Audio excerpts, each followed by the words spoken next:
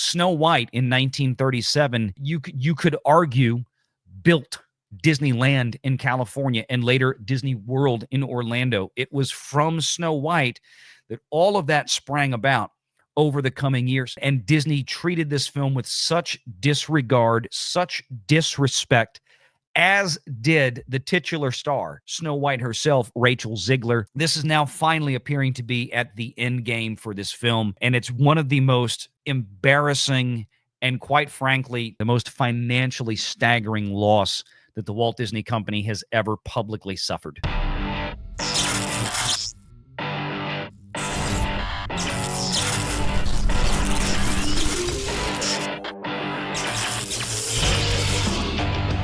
Renegade Online. Very small mention here that I want to bring up, because I said something on Sunday that turned out to be not the case because the information had not yet been updated, which was odd because by that point in the day, it typically is updated. So let me make a correction to the record real quick here.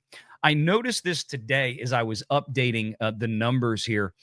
And if we go down to Snow White, which is so far down the list now, Disney Snow White, check this out. It has actually finally crossed the $200 million global mark. Now, it was 5 or 6 million short, if memory serves, Sunday still. Apparently, I thought the international box office had been updated.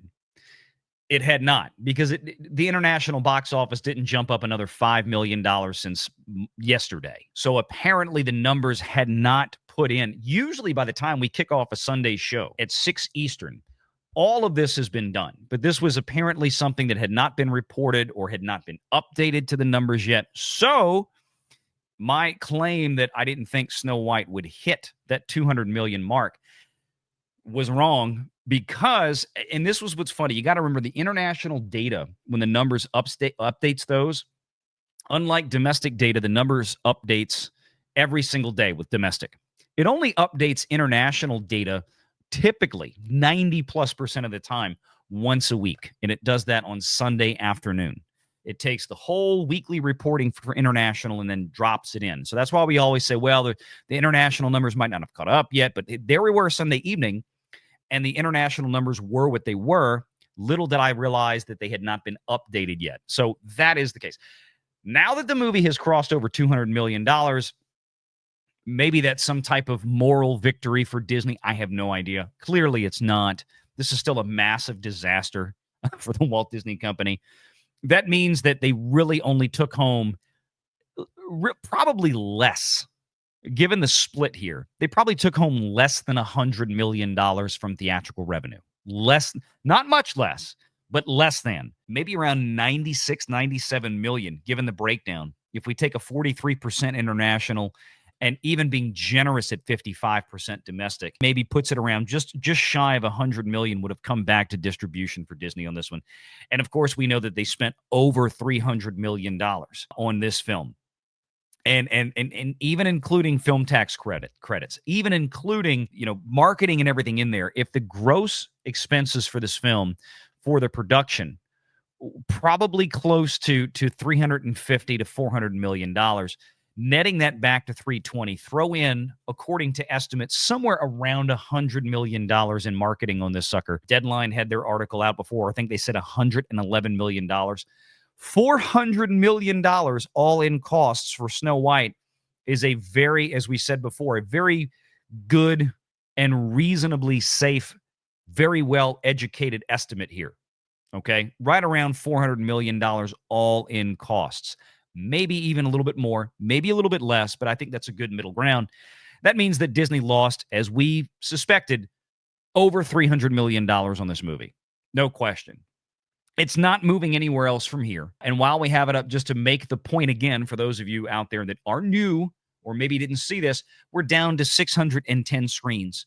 And that is through Monday. And remember, it's going to lose even more this coming weekend. It's going to lose more because we have Thunderbolts coming in. That means Thunderbolts is going to consume a lot of the PLF screens, the premium large format screens, And all the other movies out there that are on PLF, they're going to get pushed down. And that means the movies that are in, the last remaining little bits that are in the small screens are going to get pushed out entirely, which means Snow White is going to be likely at the top of that list. If you look at the per theater average for Monday and Tuesday, $39 per screen is what it's bringing in. $72 per screen on a discount Tuesday. This movie is not even 45 days old. And this is a major $400 million all-in Disney production. That is atrocious. It's arguably worse than the Marvels in that regard because, as we've stated many times, this is a remake of a film that made the Walt Disney Company. This is what put Walt and the studio on the map. Snow White in 1937 is what you could argue built Disneyland in California and later Disney World in Orlando. It was from Snow White that all of that sprang about over the coming years. I mean, even though it was 15, 20 years later, again, this is what put him on the map.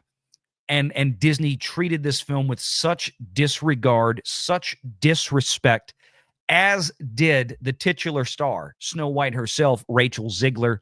We're not going to go through all of this stupid stuff she said again. We've done that to death.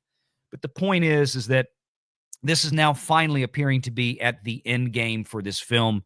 And it's one of the most absolutely embarrassing and, quite frankly, I would say the most staggering, the most financially staggering loss that the Walt Disney Company has ever publicly suffered. And I say publicly because, look, Disney can hide a lot of things in the books when you don't really know, when you don't see the revenues listed and updated every single day like we do at the box office. Certainly things like the Galactic Star Cruiser, right, losing, and I've heard estimates anywhere from $500 million. I've heard $1 billion, although I can't imagine they spent $1 billion on that hotel. I think $500 million is a relatively reasonable estimate for what they did, because remember, they were trying to radically cut costs.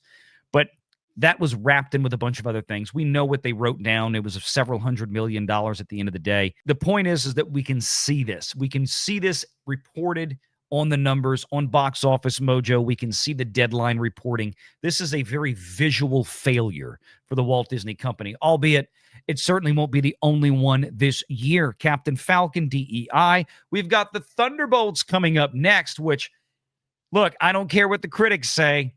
I don't think this is going to do that well after the first weekend, because that has not been the Marvel trajectory over the last several years, especially with phases 4 and 5.